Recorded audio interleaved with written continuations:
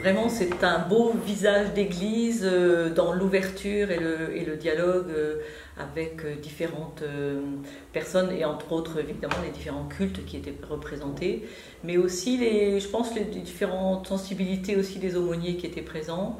Et on a pris conscience que la fraternité, ça ne va pas de soi, c'est à la fois pas facultatif, parce que vraiment dans l'évangile, Jésus est le premier à nous avoir montré le chemin, et que donc cette fraternité, elle se vit dans la différence aussi. Donc c'était vraiment un temps très stimulant, et j'avoue que moi aussi ça m'a beaucoup nourri dans le sens, justement, avant mon départ de cette mission, je trouve que c'est d'avoir recueilli ce dynamisme et cette volonté de vivre la fraternité au quotidien avec les personnes détenues et puis d'être témoin aussi par elles de tout ce qui se passe en détention, c'est vraiment fort, très fort. Parce qu'elles étaient présentes tout le long du congrès avec leurs paroles, et des paroles à la fois des cris de souffrance, mais aussi des paroles d'espoir. Vraiment, on sentait que leur vie en détention était bien là, et on essaiera de leur repartager tout ça au retour.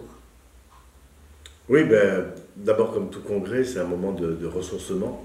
C'est-à-dire, notamment dans une mission où on est quand même assez isolé. Nous allons à la prison, nous en sortons. Voilà. On peut aussi se poser des questions sur la pertinence de notre présence. Et là, se retrouver à 450 aumôniers ayant la même dynamique, ça redonne des forces incontestablement. Et puis comme le dit Martine, c'est vrai que de partager ce moment, l'avoir préparé avec les détenus, hier il y a 3 détenus sur les 8 que j'ai rencontrés qui m'ont dit « Et alors mon intention, est-ce que tu l'as bien déposée? Est-ce que tu l'as vu ?» Voilà, et ce moment de communion également avec les détenus est très important. C'est très fort qu'à la grotte, par exemple, le soir, on entende résonner ces prières.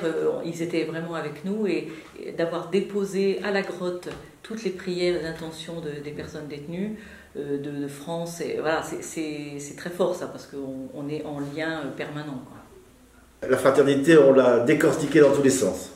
Avec la première question basique, sommes-nous tous frères? Avec certains débats, mais enfin, là je crois qu'il y a quand même, les choses sont claires. Nous sommes tous frères devant Dieu, quelle que soit notre religion, quelle que soit notre absence de religion.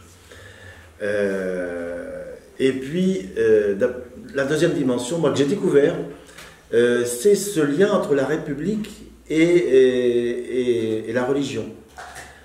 Dans un État laïque, avec une séparation très claire, et c'est très bien, il n'en demeure pas moins que la République a besoin quand même des bonnes volontés, et notamment des bonnes volontés chrétiennes, voire catholiques, pour faire vivre le troisième mot de la devise, fraternité. Et parce que la fraternité, elle n'est pas prévue par la loi, elle n'est pas prévue par les règlements, autant la liberté et l'égalité sont bien réglementées, la fraternité c'est une valeur. Et bien voilà, on apporte aussi, et je pense que le personnel de l'administration pénitentiaire l'a bien compris, on apporte aussi cette contribution à la République par cette valeur de fraternité qui est véhiculée par les chrétiens.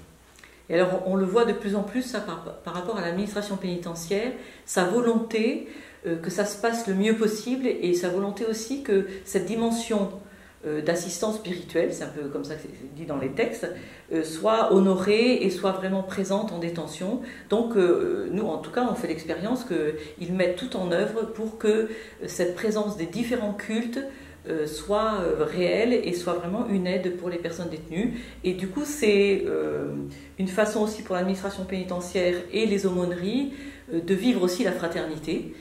Voilà, et c'est vrai aussi avec les surveillants, c'est vrai avec tout le personnel finalement à l'intérieur même d'un établissement. Et alors finalement, un autre volet de la fraternité, c'est la fraternité avec les autres cultes. Car moi personnellement, j'ai passé ma vie à les ignorer.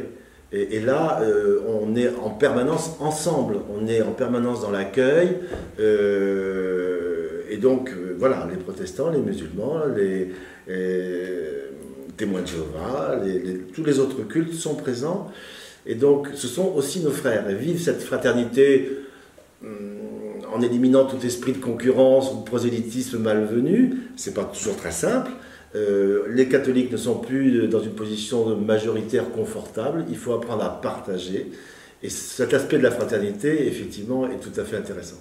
Aujourd'hui, on se dit que, alors aussi, il y a 3-4 ans, des communautés, des services et des mouvements étaient venus visiter les personnes détenues. Donc la petite communauté, on aime bien dire cette communauté du 112, parce que c'est de communauté à communauté que la visite se fait, peut se vivre.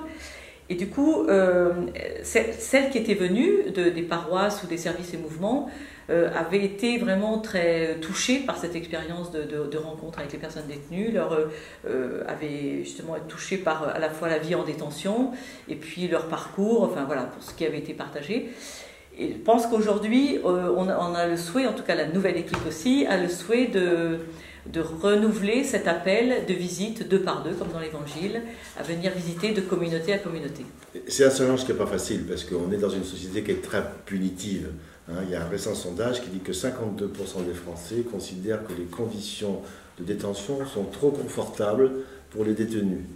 Bon, ils ne sont pas allés rue Saint-Roch voir comment ça se passe. Mais 52%, il y a beaucoup de chrétiens, certainement.